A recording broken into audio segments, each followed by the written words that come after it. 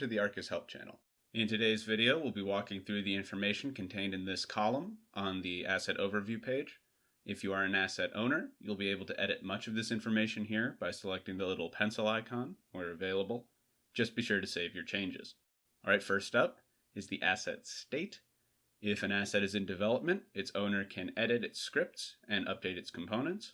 If an asset is certified, it has our support team's seal of approval and cannot be updated.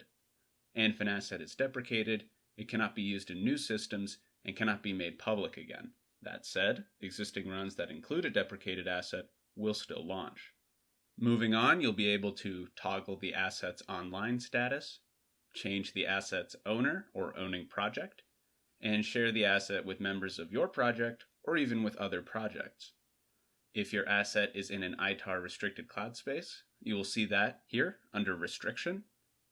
From here, you can set the data impact level for an asset up to DoD Impact Level 6.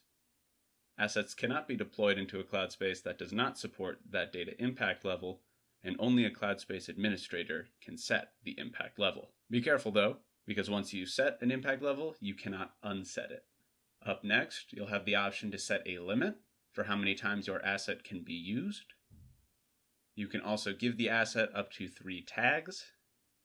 And if you want to see when the asset was created or when it was last modified, check out the History section here.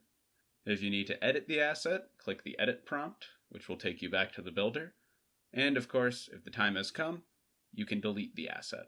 If you have any questions, or if you would like to learn more, please follow the links in the upper right-hand corner or in the video description down below.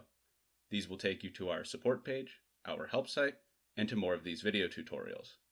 In the meantime, I hope you found this video helpful, and thank you for using Arcus.